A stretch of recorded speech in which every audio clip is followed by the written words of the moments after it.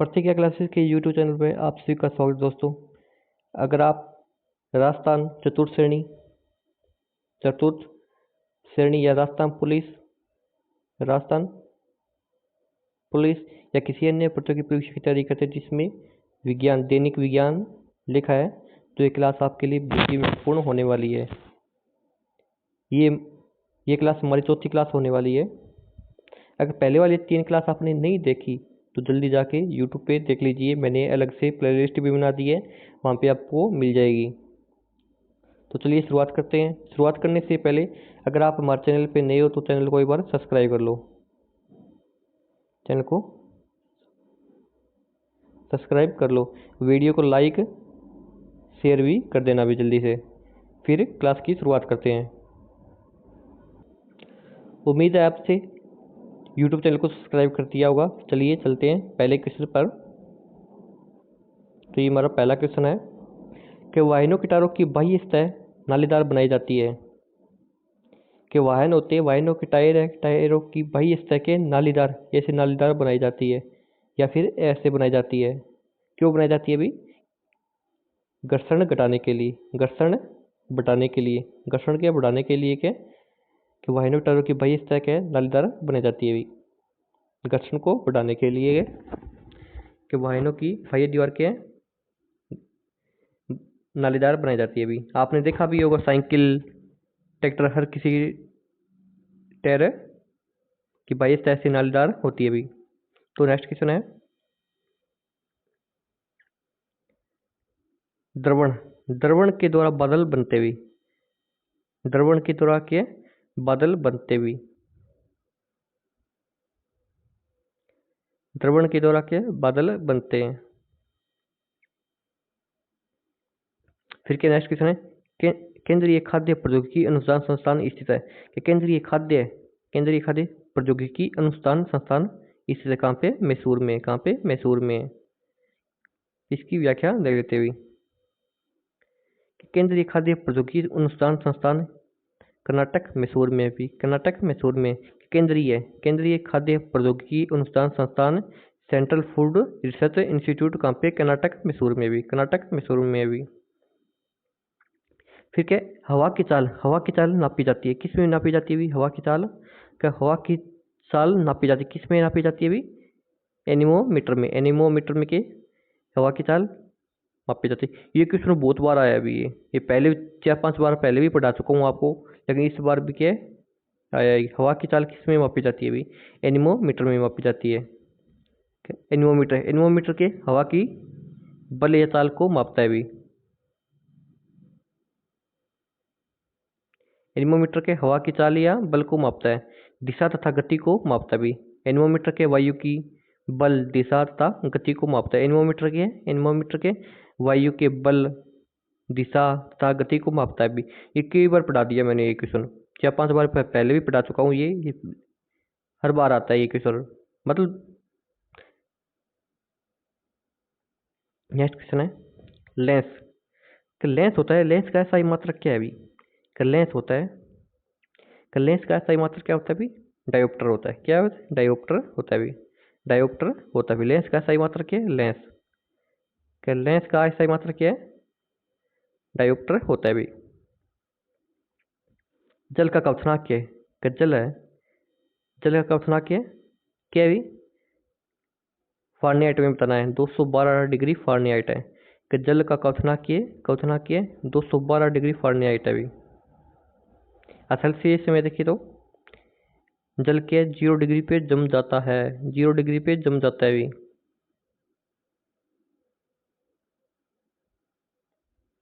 जल का गलनांक है 0 डिग्री सेल्सियस हो गया और 273.15 केल्विन होगा और 32 डिग्री फारेनहाइट होगा। और वहीं कवथनांक देखे तो 99.974 डिग्री सेल्सियस पे पानी के उबल जाता है अभी। 99.974 डिग्री सेल्सियस पर क्या है? फुल गर्म हो जाता है। या फारेनहाइट में देखे तो 373.124 केल्विन और 211.95 फारेनहाइट। 211.95 फारेनहाइट पे क्या कवथनांक होता है अभी। कि जल है ना, जल का क्वेश्चन कितना होता है केल्विन में कितना होता है 373 होता है, 373 होता है। फारेनहाइट में 211 होता है। और सेल्सियस में देखें तो 99 डिग्री होता है भी, 99 डिग्री सेल्सियस होता है भी। गलनांक कितने पे गल जाता है, गलनांक कितना आता है 0 डिग्री सेल्सियस होता है। और केल्विन 273 डिग्री 273 केल्विन होता है भी। फारेनहाइट में 32 डिग्री फारेनहाइट होता है भी।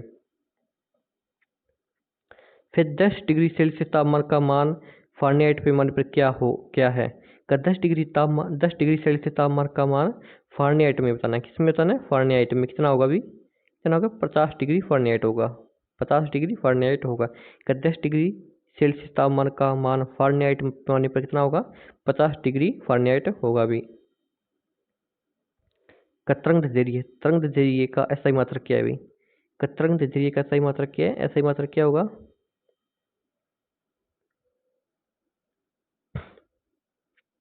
क्या होगा भी,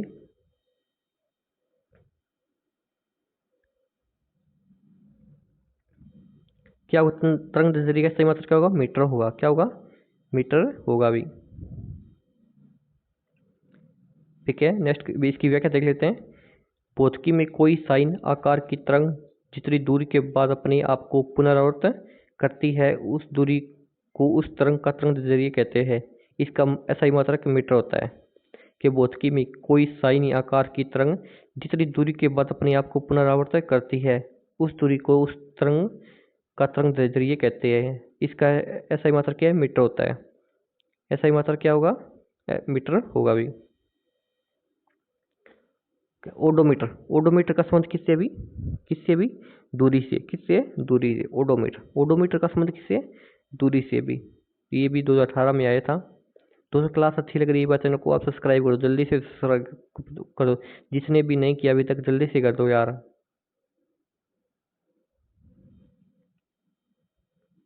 ओडोमीटर का संबंध किससे, दूरी से। ओडोमीटर एक वैज्ञानिक उपकरण है। ओडोमीटर के वैज्ञानिक उपकरण है, पहिए वाली गाड़ी द्वारा चली दूरी नापने के काम आता है। ओडोमीटर के वैज्ञानिक उपकरण है, पहिए वाली गाड़ी द्वारा चली दूरी नापने के काम आता है। ओडोमीटर किस काम है, कब पहिए द्वारा चली गाड़ी की दूरी मापने के काम आता है। निम्न में कौन अदिश राशि का उदाहरण है, अदिश राशि का उदाहरण कौन सा है। निम्न में से अदिश राशि का उदाहरण है, कौन सा अदिश राशि का उदाहरण है भी, विद्युत धारा के अदिश राशि का उदाहरण है भी। फिर क्या इसकी व्याख्या देख लेते हैं। जिस भौतिक राशि में मात्रा तथा दिशा दोनों निहित होते हैं, जिस भौतिक राशि में मात्रा तथा दिशा दोनों निहित होते हैं उन्हें सदिश राशि कहते हैं। जिस भौतिक राशि में मात्रा तथा दिशा दोनों निहित होते हैं उन्हें सदिश राशि कहते हैं। सदिश राशियों के उदाहरण वेग, बल, संवेग इत्यादि। सदिश के राशि उदाहरण कौन से, वेग हो या बल हो या संवेग के सदिश राशियों के उदाहरण है। जिन राशियों में सिर्फ परिमाण होता है अदिश राशि क्या कहते हैं। कि जिन राशियों का सिर्फ परिमाण होता है उन्हें क्या अदिश कहते हैं।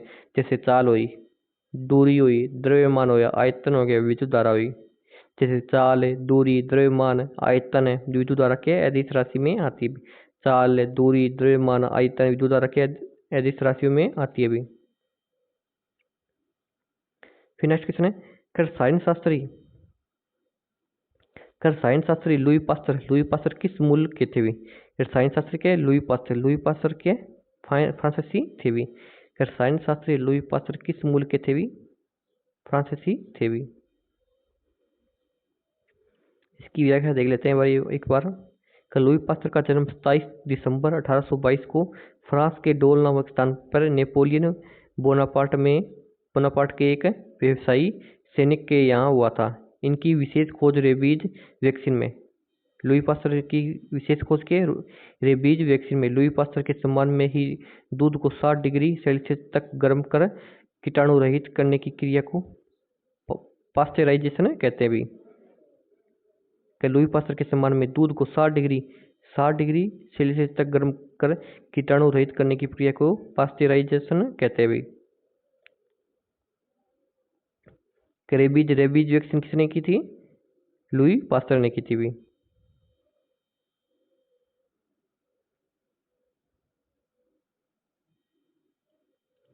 M L square T square किस भौतिक राशि का विमेय सूत्र है भी? M L square T square किस भौतिक राशि का विमेय सूत्र है भी? किसका है भी?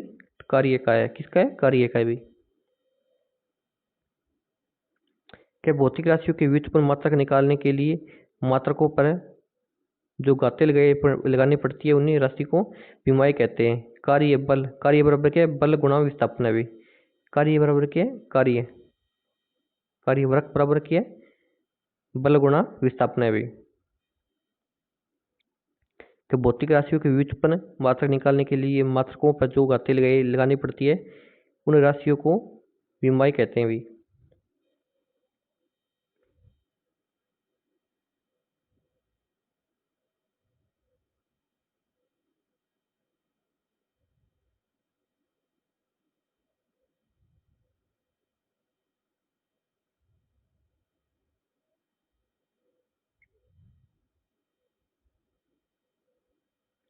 चलिए इसकी ऐसा विपत्ति में ताप का मूल मात्रक क्या है भी? ताप का मूल मात्रक क्या है भी? ताप किस पे? केल्विन में होता है। ऐसा विपत्ति में ताप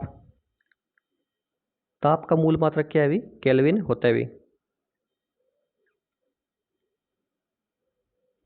कैसे मात्रक जो संपूर्ण रूप से स्वतंत्र होते हैं मूल मात्रक कहलाते हैं? कई सब मात्रक जो संपूर्ण रूप से स्वतंत्र होते हैं मूल मात्रक कहलाते हैं, अर्थात जो किसी भी मूल राशि या दूसरी राशि की सहायता से उत्पन्न नहीं होते।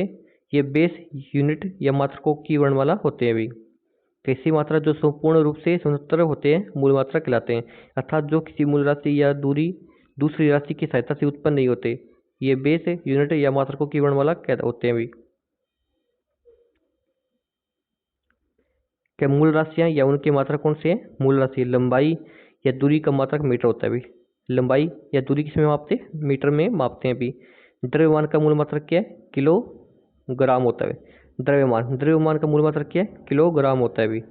समय का मूल मात्रक क्या है? सेकंड होता है। समय का किसमें है? सेकंड का होता है भी। ताप का मूल मात्रक क्या है? केल्विन होता है।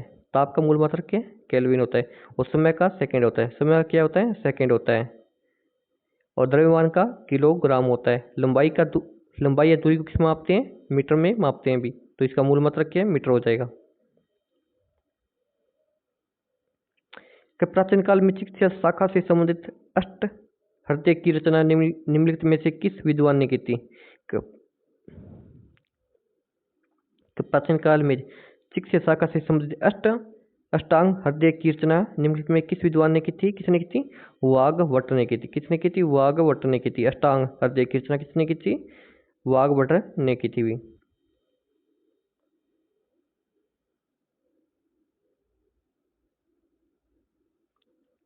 फिर है प्रिंसिपिया नामक पुस्तक किस वैज्ञानिक की पुस्तक है भी? प्रिंसिपिया नामक पुस्तक वो किस वैज्ञानिक की है भी? किसकी है? इसैक न्यूटन की है। किसकी है? इसैक न्यूटन की है भी। किसकी है? इसैक न्यूटन की है भी। फिर क्या पाई के मान का परिकलन करने वाला प्राचीन भारतीय विद्वान कौन है? पाई के मान का से होता ना पाई के पाई के मान का परिकलन करने वाला प्राचीन भारतीय विद्वान कौन है? कौन है अभी? बोधायन है अभी। बोधायन है अभी। कि पाई के मान का 22/7 होता है। पाई का मान कितना होता है? कि पाई के मान का परिकलन करने वाला प्राचीन भारतीय विद्वान कौन है? बोधायन है अभी।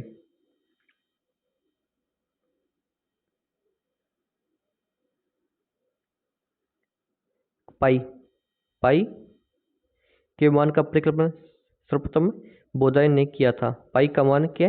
22/7 या 3.1416 होता है भी। मान आर्यभट्ट ने सर्वप्रथम अवगत कराया था भी। कि पाई का मान क्या है? कि पाई के मान का परिकलन सर्वप्रथम बोधायन ने किया तो पाई का मान 3.1416 आर्यभट्ट ने सर्वप्रथम अवगत कराया था भी। कितना मान होता है भाई? पाई का इतना मान होता है, आर्यभट्ट ने अवगत कराया था भी। कि किन दो भौतिक राशियों का मात्रक समान है भी? किसका मान समान है भी? प्रतिबल और दाब का। प्रतिबल और दाब का भौतिक राशियों का मात्रक के समान होता भी। प्रतिबल और दाब का के ऐसा ही मात्रक के समान होता है भी। क्या सम्मिलित कीजिए, सम्मिलित करना भी। गीगा,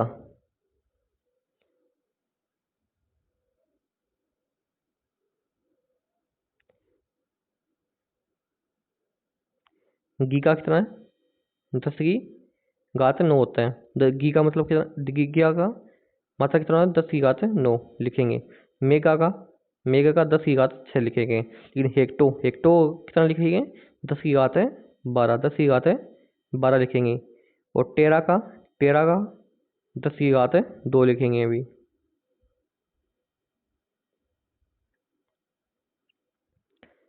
ऐसा ही पूर्वगलनों का उपयोग तब किया जाता है जब भौतिक राशि के मूल मात्रा की तुलना में मापी जाने वाली राशि बहुत बड़ी या छोटी होती है भी।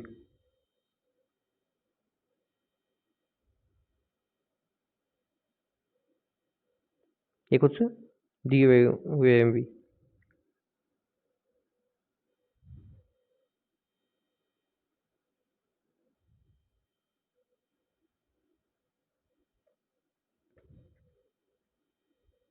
एक बार देख लो, ये प्रकाश वर्ष लाइट ईयर एक खगोलीय दूरी का मात्रक है।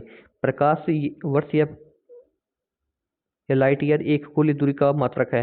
प्रकाश द्वारा एक वर्ष में तय की गई दूरी एक वर्ष कहलाती है। प्रकाश द्वारा एक वर्ष में तय की गई दूरी क्या है, प्रकाश वर्ष कहलाती है। एक प्रकाश बराबर कितना है, 9.46 गुणा 10 की घात 15 होता है भी। का एक प्रकाश वर्ष बराबर कितना होता है, एक प्रकाश है बराबर कितना होता है, 9.46 गुणा 10 की घात 15 होता है भी।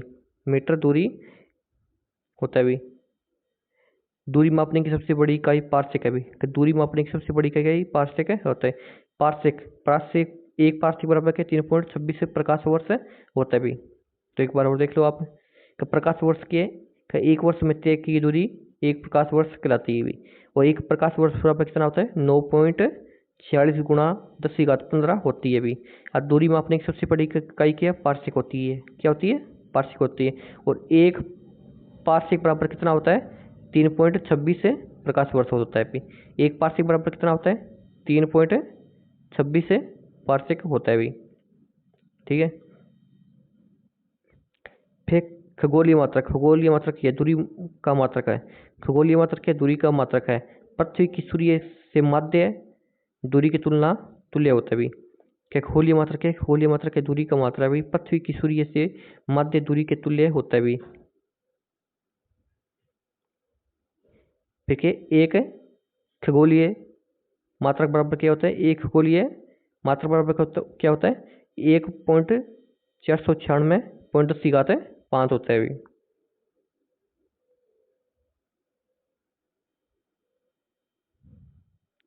ठीक है। किलोवाट घंटा ये ऊर्जा का मात्रक है। किलोवाट घंटा की है, किलोवाट घंटा की है, ये ऊर्जा का मात्रक है। इसे एक यूनिट विद्युत ऊर्जा भी कहते हैं। 1000 वोल्ट के बल्ब में घंटे में जितनी ऊर्जा व्यतीत होती है उसका मान 1 किलोवाट घंटा होता है भी। 1 किलोवाट घंटा बराबर क्या है, 1000 गुणा 3600 बराबर क्या आता है, 3.6 गुणा 10 की घात 6 जूल आता है भी।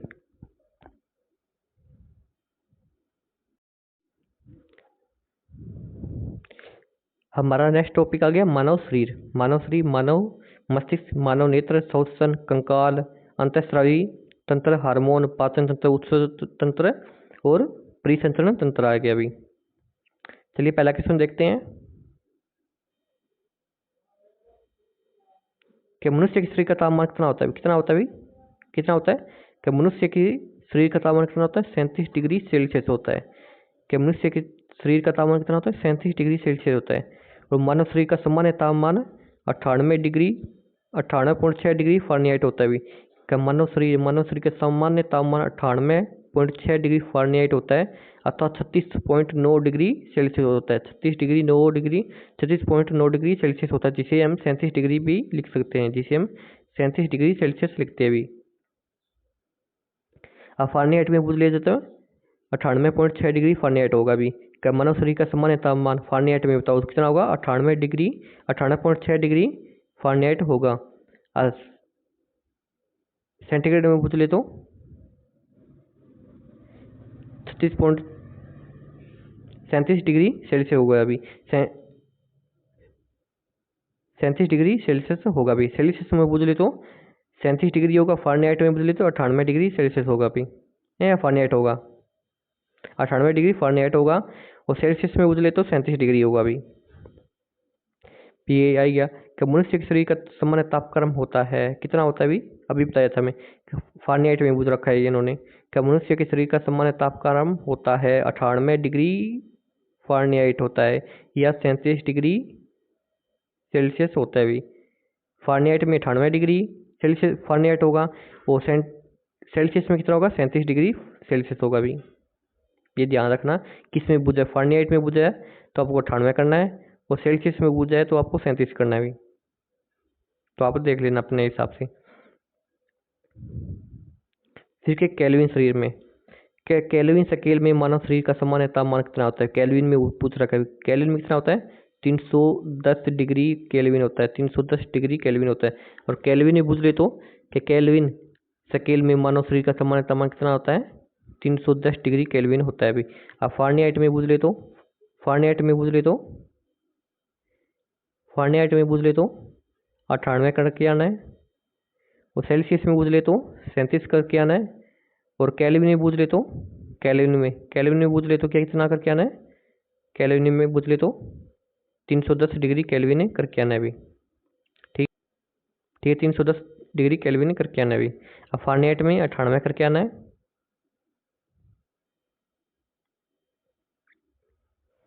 ठीक है, मानव के शरीर में सबसे लंबी कोशिका है, कि मानव के शरीर में सबसे लंबी कोशिका कौन सी होती है, तंत्रिका कोशिका होती है।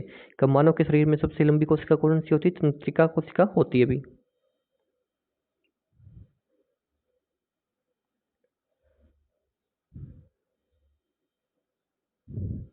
कि मानव शरीर में सबसे लंबी कोशिका तंत्रिका कोशिका होती है। इसकी लंबाई कितनी है, 90 सेंटीमीटर होती है अभी, 90 सेंटीमीटर होती है अभी।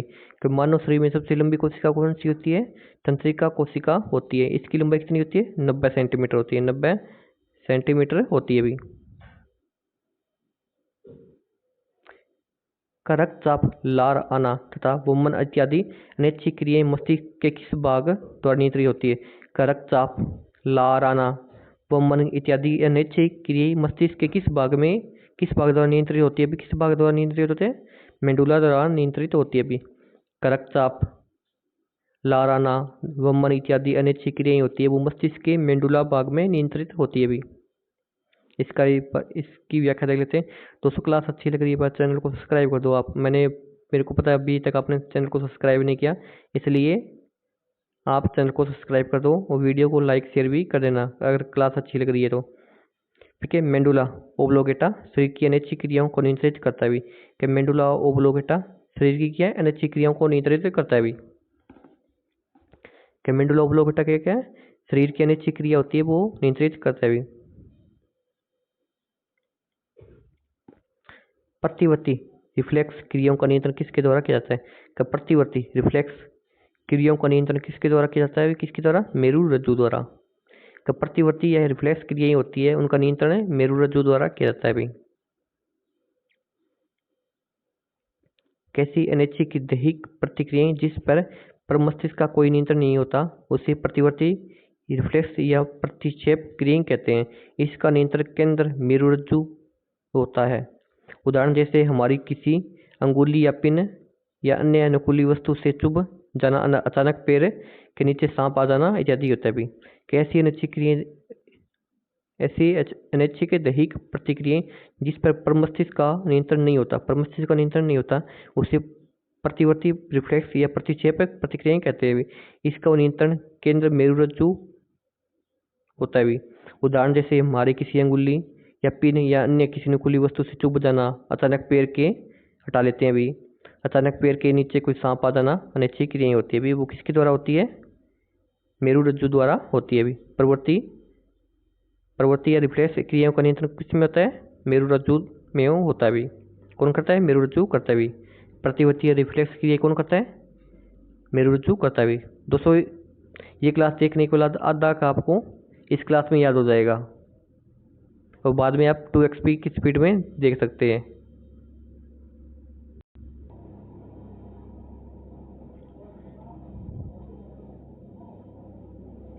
फिर नेक्स्ट क्वेश्चन है न्यूरॉन क्या है? कि न्यूरॉन क्या है? तंत्रिका तंत्र की आधारभूत इकाई है भी। न्यूरॉन क्या है? न्यूरॉन क्या है? तंत्रिका तंत्र की आधारभूत इकाई है भी। इसकी व्याख्या देख लेते हैं भी।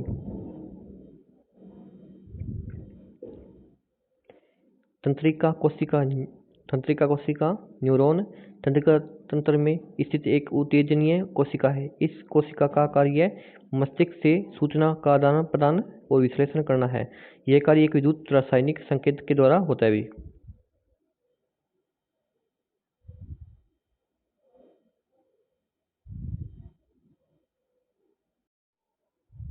ये देखो आपको मैप है ये।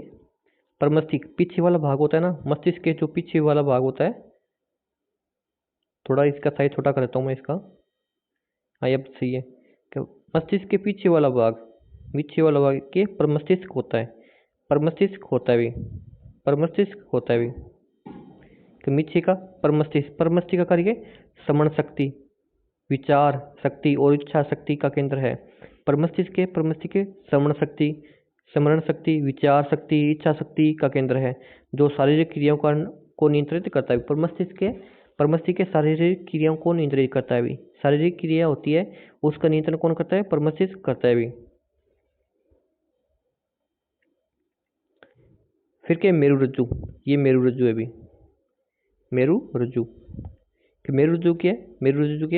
मेरुरज्जु का मुख्य कार्य प्रतिवर्ती क्रियाओं का संचालन करना तथा संवेदनाओं को मस्तिष्क तक पहुंचाना तथा मस्तिष्क से प्राप्त संवेदनाओं को अंगों तक ले जाना भी। तो मेरुरज्जु का कार्य क्या होता है? मेरुरज्जु का मुख्य कार्य क्या है? प्रतिवर्ती क्रियाओं का संचालन करना है। प्रतिवर्ती क्रिया होती है उनका संचालन करना किसका काम होता है? मेरुरज्जु का होता है भी। तथा संवेदनाओं को मस्तिष्क तक ले जाना, कोई भी संवेदना होती है जैसे कांटा लगा, कांटा संवेदनाओं को क्या मस्तिष्क तक ले जाना, तब मस्तिष्क से प्राप्त संवेदनाओं को अंगों तक ले जाना भी। यह किसका? मेरुरज्जु का काम होता है। जैसे फिर अनुमस्तिष्क के शरीर का संतुलन तथा पेशीय गति को नियंत्रित करता है भी। अनुमस्तिष्क शरीर का संतुलन तथा पेशीय गति को नियंत्रित करता है भी। अनुमस्तिष्क। ठीक है। मेडुला ओब्लोंगेटा के अनिच्छिक क्रियाओं का नियंत्रण करता है भी। मेडुला ओब्लोंगेटा के अनिच्छिक क्रियाओं का नियंत्रण कौन करता है? मेडुला ओब्लोंगेटा करता है भी। ये बुझले एक अनिच्छिक क्रियाओं का नियंत्रण कौन करता है? मेडुला ओब्लोंगेटा करता है भी। अनुमस्तिष्क के शरीर का संतुलन तथा पेशीय गति को नियंत्रित करता है भी। अनुमस्तिष्क क्या करता है? शरीर का संतुलन तथा पेशीय गति को नियंत्रित करता है भी।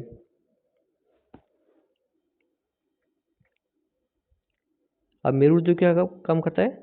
संवेदनाओं को मस्तिष्क तक पहुंचाना तथा मस्तिष्क से प्राप्त संवेदों को अंगों तक ले जाना किसका काम होता है? मेरुरज्जु का काम होता है भी।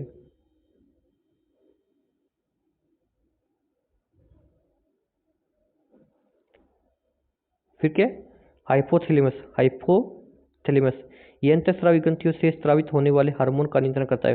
हाइपोथैलेमस के अंतःस्रावी ग्रंथियों से स्रावित होने वाले हार्मोन का नियंत्रण करता है, जैसे भूख, प्यास, ताप नियंत्रण, प्यार, घृणा आदि का केंद्र कौन सा? हाइपोथैलेमस से करता है भी। हाइपोथैलेमस क्या करता है? अंतःस्रावी ग्रंथियों को स्रावित होने वाले हार्मोन का नियंत्रण करता है। जैसे हमें भूख लग गई, प्यास लग गई, कितनी लगनी है, इसका केंद्र कौन करता है? हाइपोथैलेमस करता है भी। रक्तदाब, जल के उपाच्य, पसीना, गुस्सा, खुशी आदि का नियंत्रण कौन करता है? हाइपोथैलेमस करता है भी।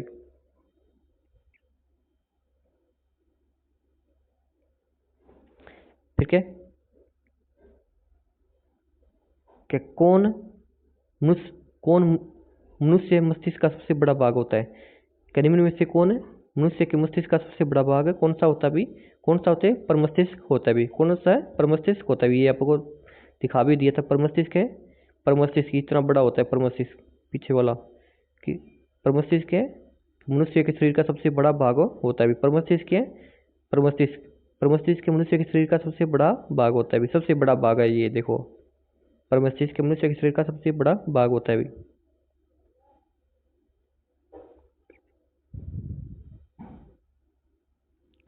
मस्तिष्क का मुख्य सोचने वाला भाग होता है। तो मस्तिष्क का मुख्य सोचने वाला भाग के अगर मस्तिष्क में होता है भी। तो मस्तिष्क का मुख्य सोचने वाला भाग कहाँ पे है? अगर मस्तिष्क में होता है। ये देखो आप,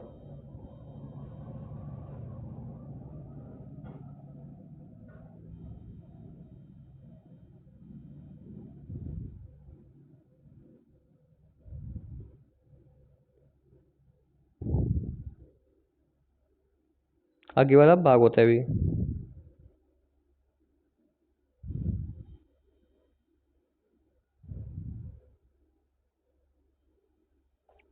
पर मस्तिष्क के श्रवण शक्ति, विचार शक्ति, इच्छा शक्ति का केंद्र क्या है? मस्तिष्क का मुख्य सोचने वाला भाग कौन सा है? अगर मस्तिष्क में होता है जो परमस्तिष्क होता है।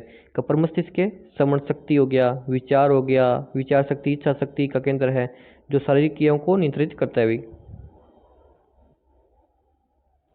मनुष्य के शरीर का सबसे आगे वाला भाग कौन सा है? परमस्तिष्क है। परमस्तिष्क सबसे बड़ा भाग भी होता है। मनुष्य के शरीर का सबसे बड़ा भाग कौन है? परमस्तिष्क होता है। ये आगे वाला भाग है ना सभी का, परमस्तिष्क है भी, परम मस्तिष्क है भी। यहाँ से स्टार्ट होता है, यहाँ से स्टार्ट हो जाता है परमस्तिष्क, यहाँ से यहाँ तक परमस्तिष्क होता है जो कि श्रवण शक्ति, विचार शक्ति, इच्छा शक्ति का केंद्र है जो शारीरिक क्रियाओं को नियंत्रित करता है भी। परमस्तिष्क के शारीरिक क्रियाओं को नियंत्रित करता है, ये सबसे अग्रभाग होता है भी।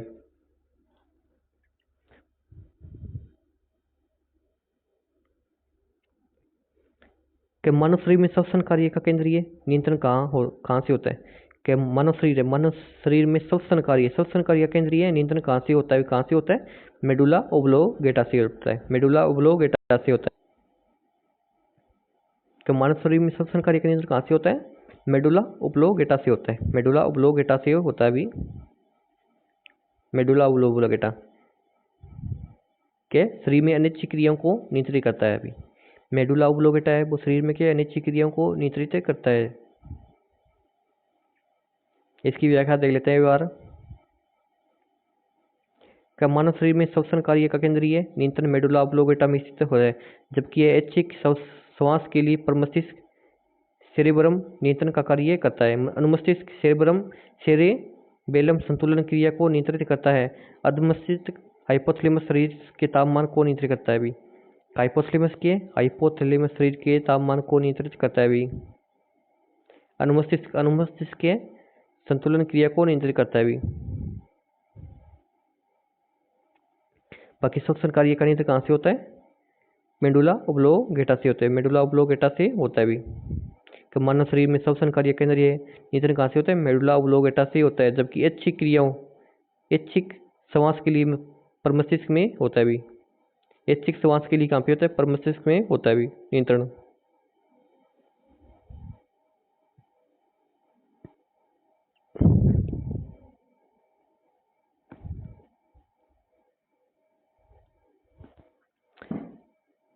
कि मानव मस्तिष्क का कौन सा अंग निगलने और उगलने का नियामक केंद्र है भी?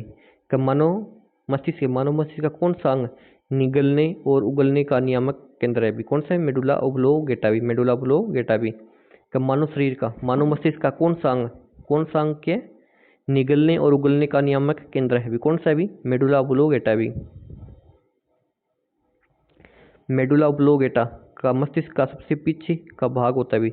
मेडुला ओब्लोगेटा के मस्तिष्क का सबसे पीछे का भाग होता है। इसका मुख्य कार्य उपाच्य, रक्तदाब, आहार नाल के क्रमानुकुंचन, ग्रंथि स्त्राव तथा हृदय की धड़कना का नियंत्रण करना है भी। तो मेडुला ओब्लोगेटा के मस्तिष्क का पीछे का भाग होता है भी। इसका मुख्य कार्य के उपाच्य, रक्तदाब हो गया, बीपी हो गया, आहार नाल की क्रमाकुंचन हो गया, आहार नाल क्रमाकुंचन, ग्रंथि स्त्राव तथा हृदय की धड़कन का नियंत्रण करता है भी।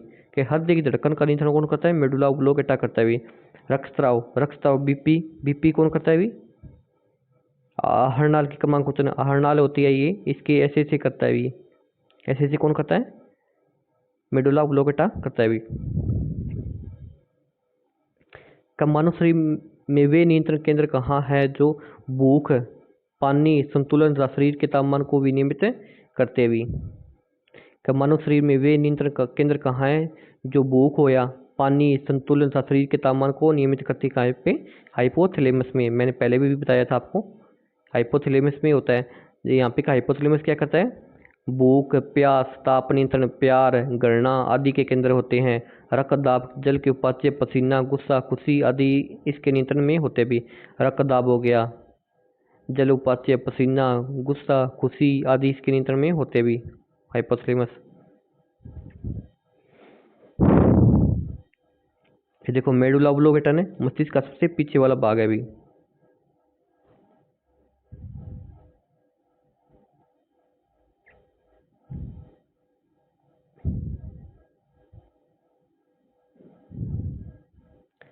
रेटिना अपवर्दी है। रेटिना की अपवर्दी किसकी है? अगर मस्तिष्क पस्त की है, अगर मस्तिष्क पस्त की है भी। रेटिना अपवर्दी क्या है? रेटिना अपवर्दी क्या है? अगर मस्तिष्क पस्त की है भी।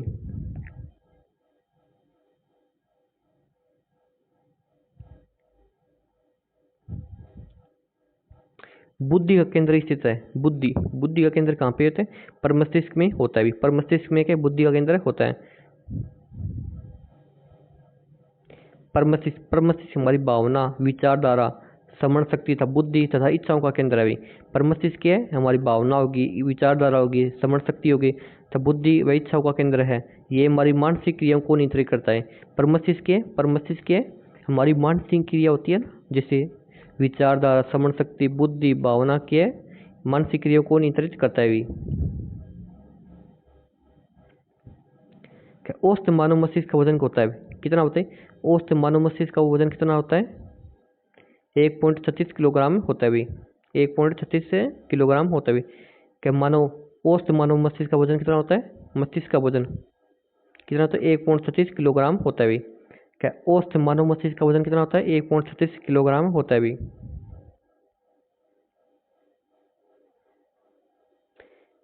प्रेरक तंत्रिकाएं उद्दीपकों को पहुंचाती है। क्या प्रेरक तंत्रिकाएं उद्दीपकों को पहुंचाती है? क्या पहुंचाती है अभी? केंद्रीय तंत्रिका तंत्र से अंगों तक। क्या प्रेरक तंत्रिकाएं होती है वो उद्दीपकों को पहुंचाती है केंद्र से तंत्रिका तंत्रों केंद्रीय तंत्रिका तंत्र से अंगों तक पहुंचा जाती है भी। क्या प्रेरक तंत्रिकाएं होती है वो केंद्रीय तंत्रिका तंत्र से अंगों तक पहुंचाती है भी उद्दीपन को। कॉर्पोरा क्वाड्रिजेमिना पिंड पाया जाता है। कॉर्पोरा क्वाड्रिजेमिना पिंड कहाँ पाया जाता है अभी? कहाँ पे? मध्य मस्तिष्क में पाया जाता है। कॉर्पोरा क्वाड्रिजेमिना पिंड कहाँ पे पाया जाता है? मध्य मस्तिष्क में पाया जाता है अभी। कॉर्पोरा क्वाड्रिजेमिना पिंड कहाँ पे पाया जाता है? मध्य मस्तिष्क में पाया जाता है अभी। निषेल कणिका न्यूरॉन की किस भाग में पाई जाती है? क्या निषेल कणिका न्यूरॉन की किस भाग में पाई जाती है? कोशिकीय भाग में पाई जाती है। क्या निषेल कणिकाएं न्यूरॉन के किस भाग में पाई जाती है? कोशिकीय भाग में पाई जाती है अभी।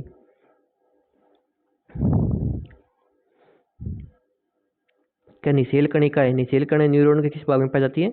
कोशिकीय भाग में पाई जाती है अभी।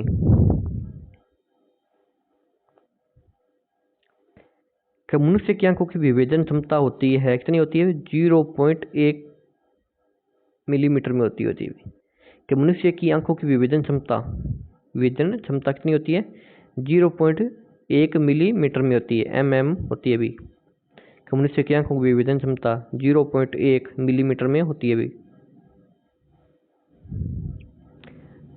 नेत्र का नाम जिसका प्रत्यारोपण कर सकते हैं। नेत्र का नाम जिसका प्रत्यारोपण कर सकते हैं कॉर्निया होती है। जिसका प्रत्यारोपण भी कर सकते हैं। नेत्र का नाम जिसका प्रत्यारोपण कर सकते हैं कॉर्निया होती है भी। कॉर्निया का हम क्या प्रत्यारोपण कर सकते हैं भी।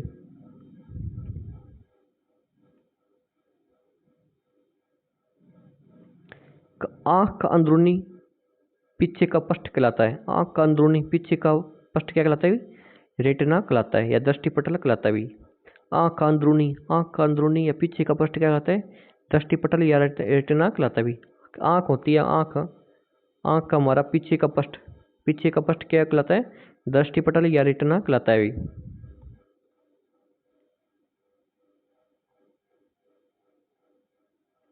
आंख का अंदरूनी पीछे का पृष्ठ दृष्टिपटल या रेटिना कहलाता है भी। आंख होती है आंख का अंदरूनी या पीछे का पृष्ठ के दृष्टिपटल या रेटिना कहलाता है। आइरिस के बीच में एक छेद होता है। आइरिस के बीच में एक छेद होता है, इसे आंख की पुतली कहते हैं। आइरिस के बीच में एक छेद होता है जिसे आंख की पुतली कहते हैं। दृष्टिपटल रेटिना के नीचे अंदर की ओर एक काली झिल्ली होती है, इसे रक्तक तथा दृष्टिपटल के सामने का उभरा हुआ भाग सौच्छमंडल या कॉर्निया कहलाता है। आंख का अंदरूनी पीछे का पृष्ठ के दृष्टिपटल या रेटिना कहलाता है। आंख का हमारी आंख का अंदरूनी या पीछे का पृष्ठ के रेटिना कहलाता है। आइरिस के बीच में एक छेद होता है। आइरिस के बीच में एक छेद होता है, इसे आंख की पुतली कहते हैं। दृष्टिपटल रेटिना के नीचे अंदर की ओर एक पुतली काली झिल्ली होती है। इसे रक्त तथा दृष्टि पटल के सामने का उभरा हुआ भाग सूक्ष्ममंडल कॉर्निया कहलाता है भी। एक सामान्य नेत्र के लिए सुस्पष्ट दृष्टि न्यूनतम दूरी होती है कितनी? 25 सेंटीमीटर होती है भी। एक सामान्य नेत्र के लिए सुस्पष्ट दृष्टि की न्यूनतम दूरी क्या होती है? 25 सेंटीमीटर होती है भी। एक सामान्य नेत्र के लिए सुस्पष्ट दृष्टि की न्यूनतम दूरी 25 सेंटीमीटर होती है, परंतु जब इनमें दोष आ जाता है तो दृष्टि दोष के कारण दूरी में भिन्नता आ जाती है भी। जब इनमें के दोष आ जाता है तो दृष्टि की दूरी में भी भिन्नता आ जाती है भी। सामान्य नेत्र के लिए सुस्पष्ट दूरी की न्यूनतम दूरी कितनी होती है? 25 सेंटीमीटर होती है भी।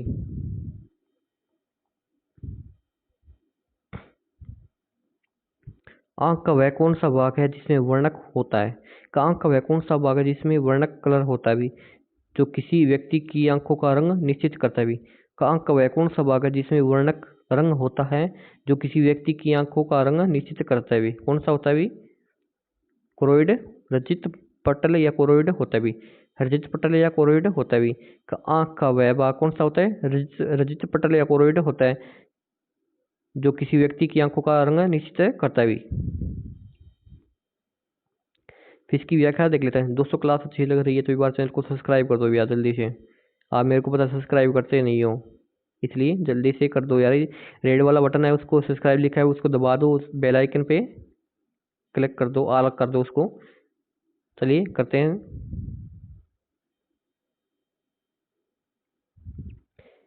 क्या रजित पटल कोरोइड आंख में गोलक की दीवार का कोमल स्योंजी ऊतक का बना होता है। इसमें रुधिर कोशिकाओं का घना जाल है।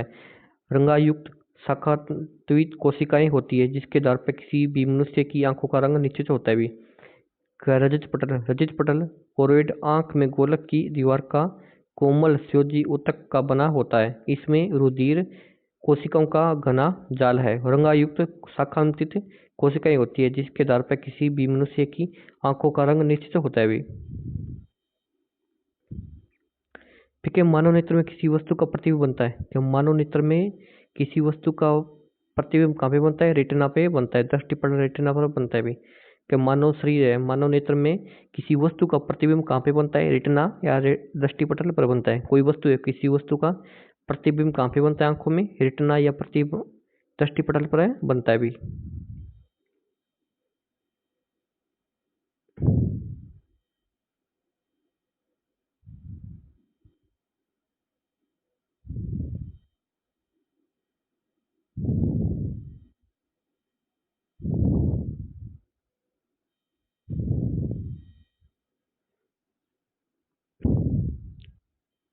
फिर के एक पेशीय डायफ्राम जो मानव नेत्र में पुतली के साइज को नियंत्रित करता है। का एक पेशीय डायफ्राम जो मानव नेत्र में पुतली के साइज को नियंत्रित करता कहलाता है। क्या कहलाता है? परितारिका कहलाता है। परितारिका कहलाता है।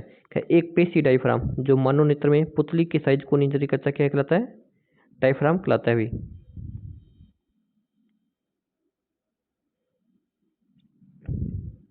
फिर एक क्रिस्टलीय लेंस है भी। ये क्या है? क्रिस्टलीय लेंस है भी। क्रिस्टलीय लेंस है भी। क्रिस्टलीय लेंस केवल विभिन्न दूरियों पर की वस्तुओं को दृष्टिपटल पर फोकस करने के लिए आवश्यक फोकस दूरी में उत्कृष्ट समायोजन करता भी। क्रिस्टलीय लेंस के केवल विभिन्न दूरियों पर की वस्तुओं को दृष्टिपटल पर फोकसित करने के लिए आवश्यक फोकस दूरी में उत्कृष्ट समायोजन करता है भी। फिर क्या? परितारिका। ये यहाँ पे परितारिका भी, इसके पास ही क्या परितारिका होती है। परितारिका क्या? कॉर्निया के पीछे परितारिका होती है। कॉर्निया है, ये हमारी कॉर्निया है, ये हमारी क्या है? कॉर्निया होती है। कॉर्निया के पीछे क्या परितारिका होती है? कॉर्निया के पीछे परितारिका होती है जो काले रंग की पेशियों का समुच्चय होती है। कॉर्निया के पीछे क्या परितारिका होती है जो क्या काले रंग की पेशियों का समुच्चय होती है। यह पुतली के आकार को नियंत्रित करती है। क्या परितारिका क्या? परितारिका क्या पुतली के आकार को नियंत्रित करती है भी। क्या परितारिका क्या है? पुतली के आकार को नियंत्रित करती है। जब प्रकाश अत्यधिक चमकीला होता है तब पुतली बहुत छोटी बन जाती है। कई बार देखते हैं हम सूर्य की ओर देखते हैं तो हमारी आंखें बंद हो ऐसे बंद सी हो जाती है, तो परितारिका के कारण ही होता है। परितारिका के कारण ही होता है। जैसे हम प्रकाश की ओर बल्ब की तरफ मुँह करते हैं तो हमारी आंखें पिचक जाती है। जब प्रकाश अत्यधिक चमकीला होता है तो पुतली बहुत छोटी बन जाती है। तो पुतली क्या है, बहुत छोटी बन जाती है अभी। तो एक बार वो देख रहा, कोर्निया के पीछे के परितारिका होती है। कोर्निया के पीछे की परितारिका कहाँ पे होती है, कोर्निया के पीछे होती है, जो काले रंग की पेशियों का समुच्चय होती है। जब पुतली के आकार को नियंत्रित करती है, को परितारिका क्या है, पुतली के आकार को नियंत्रित करती है। जब प्रकाश अत्यधिक चमकीला होता है तो पुतली बहुत छोटी हो जाती है अभी। कि नेत्रदान में आंख के कोर्निया भाग का दान किया जाता है। कि जब हम नेत्रदान करते हैं तो आंख को कोर्निया भाग का दान करते हैं अभी। कोई भी आंख का दान करते हैं जो क्या करते हैं, आंख के कोर्निया भाग का दान करता है अभी। का नेत्रदान में किसका भाग करता है, दान करता है, कोर्निया भाग का दान करता है अभी।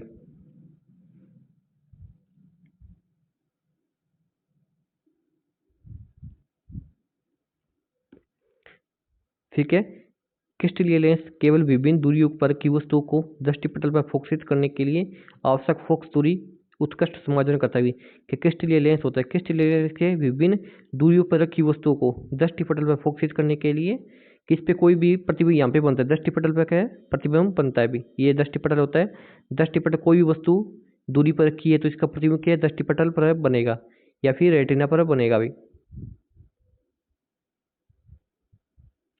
कि क्रिस्टलीय लेंस केवल विभिन्न दूरियों पर रखी वस्तु को दृष्टिपटल पर फोकसित करने के लिए आवश्यक फोकस दूरी उत्कृष्ट समायोजन करता है भी। चलिए देख लेते हैं नेक्स्ट क्वेश्चन।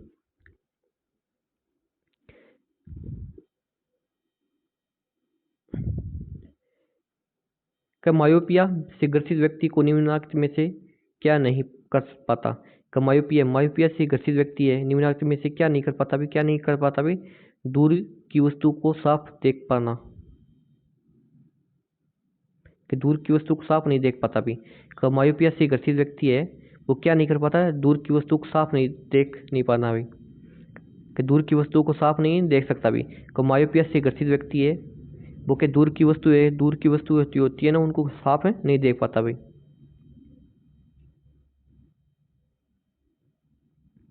नेक्स्ट क्वेश्चन फिर। कि मनोनेत्र की दूरदृष्टि दोष को यह भी कहा जा सकता है कि मनोनेत्र की दूरदृष्टि दोष होता है, क्या कहते हैं, हाइपरमेट्रोपिया कहते हैं भी, हाइपरमेट्रोपिया कहते हैं। कि मनोनेत्र के दूरदृष्टि दोष है, जिस व्यक्ति को दूर का दिखाई नहीं देता उसको क्या हाइपरमेट्रोपिया कहते हैं भी। क्या मनोनेत्र में दूरदृष्टि दोषों को हाइपरमेट्रोपिया कहा जाता है।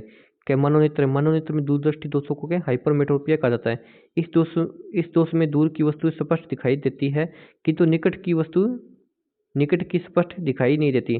क्या दूरदृष्टि में क्या है, दूर की वस्तु हमें साफ दिखाई देती है लेकिन निकट की वस्तुएं साफ दिखाई नहीं देती। इस दोष को उत्तर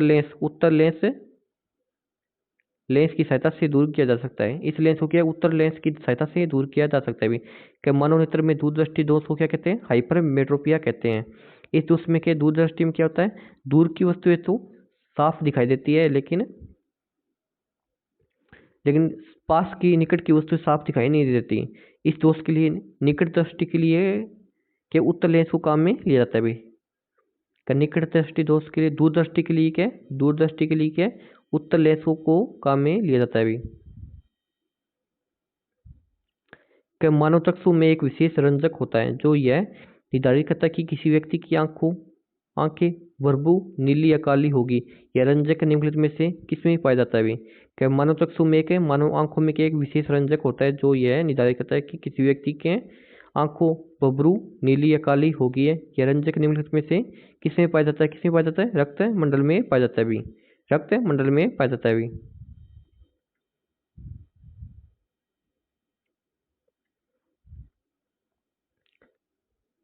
क्या रक्तमंडल ये कोरोइड कोमल संयोजी ऊतक का बना अपेक्षाकृत पतला अब मध्य स्तर होता है। रक्तमंडल क्या है, रक्तमंडल या कोरोइड एक कोमल संयोजी ऊतक का बना अपेक्षाकृत पतला मध्य स्तर होता है। इसमें रुधिर कोशिकाओं का घना जाल, कुछ तंतु, अनेक हरंगायुक्त शाखांतरित कोशिकाएं होती है। हरंगा पदार्थ काला भूरा या नीली मेलिन होता है जिसमें यह पता चलता है कि किसी व्यक्ति की आंखें भूरी, नीली या काली होगी। क्या सबसे अधिक अपवर्तनांक वाला आंख का अंग अंग है? कि सबसे अधिक अपवर्तनांक वाला आंख का अंग कौन सा भी लेंस है। सबसे अधिक अपवर्तनांक वाला आंख का अंग कौन सा है? लेंस होता है, जो सबसे अधिक अपवर्तनांक करता है। लेंस सबसे अधिक अपवर्तनांक वाला आंख का अंग है। लेंस आइरिस के भीतर की ओर नेत्र गोलक की गुहा में एक बड़ी सी रंगीन पारदर्शक क्रिस्टलीन नामक प्रोटीन की बनी लचीली संरचना है होती है।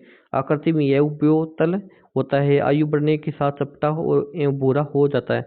इसके बहुत ही पारदर्शी हो जाने से दिखाई देना बंद हो जाता है भी। लेंस के अपारदर्शी हो जाने से दिखाई देना बंद हो जाता है, जिसे मोती या बिंद कहते हैं भी। लेंस होता है, लेंस के अपारदर्शी हो जाता है जिसे में दिखाई देना बंद हो जाता है, जिसे मोती या बिंद कहते हैं भी।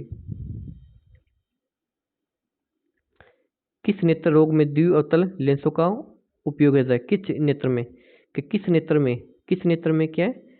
नेत्र रोग में क्या द्विअवतल लेंसों का उपयोग किया जाता है। किसमें किया जाता है?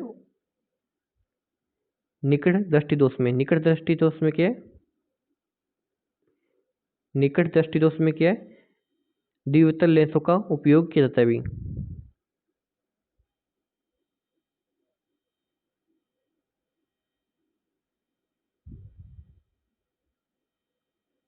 चलिए इसकी व्याख्या देख लेते हैं एक बार। निकट दृष्टि दोष, मायोपिया। निकट दृष्टि दोष, इसके रोगी को निकट की वस्तुएं साफ लेकिन दूर की वस्तुएं अस्पष्ट दिखाई देती है। निकट दृष्टि दोष में निकट की वस्तुएं साफ दिखाई देती है लेकिन दूर की वस्तुएं अस्पष्ट दिखाई देती है भी। उपचार के लिए निकट दृष्टि के लिए अवतल लेंस का उपयोग किया जाता है। निकट दृष्टि के लिए क्या? अवतल लेंस का उपयोग किया जाता है। किसका उपयोग किया जाता है? अवतल लेंस का उपयोग किया जाता है भी। निकट दृष्टि दोष में क्या? निकट की वस्तु तो साफ है दिखाई देती है लेकिन दूर की वस्तु स्पष्ट दिखाई देती है। निकट दृष्टि दोष के लिए क्या हुए? अवतल लेंस का उपयोग किया जाता है भी। फिर दूरदृष्टि को क्या? हाइपरमेट्रोपिया कहते हैं भी। दूरदृष्टि को क्या? हाइपरमेट्रोपिया कहते हैं। इसकी रोगी को दूर की वस्तुएं साफ दिखाई देती है लेकिन निकट की वस्तुएं स्पष्ट दिखाई देती है। दूरदृष्टि के लिए उत्तल लेंस का उपयोग किया जाता है। दूरदृष्टि के लिए क्या है? उत्तल लेंस का उपयोग किया जाता है भी। और निकट के लिए निकट के लिए अवतल का, निकट के लिए अवतल, निकट के लिए नी फॉर निकट, निकट के लिए क्या है? अवतल का आएगा। और दूर के लिए दूर के लिए दू, जैसे दू में ऊ आता है ना, वैसे उसे उत्तल लेंस आएगा। दू के लिए दू, ऊ आता है ना, ऊ के लिए उत्तल, ऊ के लिए क्या? जैसे दू है, दू में ऊ आता है भी। संधि विच्छेद करो, इसका संधि आती है ना, दू में ऊ है, ऊ से उत्तल हो जाएगा भी। उत्तल लेंस काम आता है। दूर के लिए दूर, ऊर, उत्तल लेंस काम आता है। और निकट के लिए आपको पता ही है अवतल आ जाएगा भी। जरा दृष्टि दोष, इसमें वृद्धावस्था में मांसपेशियों में लचीली होने से रोगी को दूर व पास की वस्तुएं स्पष्ट दिखाई नहीं देती भी। कचरा दृष्टि दोष में न तो पास की न ही दूर की स्पष्ट दिखाई देती है भी। स्पष्ट दिखाई देती मतलब दिखाई नहीं देती। जिसमें उपचार के लिए द्विफोक्सी लेंस काम में लिया जाता है। जिसमें उत्तल ऐसी होती है ना, चश्मे, ये चश्मे, इसमें एडक नीचे और लेंस और लगा होता है। ये क्या? द्विफोक्सी लेंस होता है भी। जरा दृष्टि दोष में न तो निकट की न पास की दोनों वस्तुएं दिखाई नहीं देती। इसके लिए द्विफोक्सी लेंस का उपयोग किया जाता है। द्विफोक्सी लेंस का उपयोग किया जाता है भी जरा दृष्टि दोष में। क्या? वर्णता क्या है? ये एक अनुवांशिक बीमारी है। वर्णता क्या है? एक अनुवांशिक बीमारी है। इसमें मनुष्य की दृष्टि सामान्य रहती है, लेकिन वह रंगों हरा लाल में भेद नहीं कर पाता है। वर्णता में क्या है? इसमें अनुवांशिक बीमारी होती है जिसमें बंदा है ना, रंगों में भेद नहीं कर पाता भी। रंगों में भेद नहीं कर पाता, जैसे हरा लाल में क्या भेद नहीं कर पाता। रतौंधी क्या है? कि रात को दिखाई नहीं देना। रह फुर रात में दिखाई नहीं देना भी। रतौंधी रोग किसमें है? रतौंधी का मतलब क्या है? रात में दिखाई नहीं देना भी। ठीक है। ग्लूकोमा क्या है? आंख के लेंस में द्रव्य का प्रवाह रुकना। कि ग्लूकोमा के आँख के लेंस में द्रव्य का प्रवाह रुकना, आँख में सूजन आना, प्रकाशीय तंत्रिका का नष्ट आदि इस रोग के लक्षण है। इसमें व्यक्ति को अंधा होने का डर रहता भी है। ग्लूकोमा में क्या है, आँख का लेंस में द्रव्य का प्रवाह रुकना, आँख और लेंस में क्या है, द्रव्य का प्रवाह रुक जाता है, आँख में सूजन आना, प्रकाशीय तंत्रिका का नष्ट होना। इसमें रोगी को क्या है, अंधा होने का डर रहता है भी। निकट के लिए क्या है, निकट के लिए क्या अवतल आएगा, निकट के लिए अवतल आएगा। और दूर के लिए दूर के लिए दूर उत्तल आएगा, उत्तल आएगा। और जरा दृष्टि दोष के लिए जरा दृष्टि, जिसमें ना तो निकट की न पास की वस्तुएं दोनों दिखाई नहीं देती है, क्या द्विफोक्सी लेंस आएगा। द्विफोक्सी लेंस की है, जरा दृष्टि दोष में आता है। वर्णता में क्या है, वर्णदता में क्या है, एक नवासी बीमारी है जिसमें व्यक्ति को क्या रंगों में विवेचन नहीं कर पाता भी। हरतोंदी के रात में दिखाई नहीं देना। ठीक है, तो आज की क्लास कैसी रही कमेंट में मेरे को जरूर बताना। अगर क्लास अच्छी लगे तो चैनल को एक बार सब्सक्राइब जरूर कर देना भी, वीडियो को लाइक शेयर भी कर देना जल्दी से।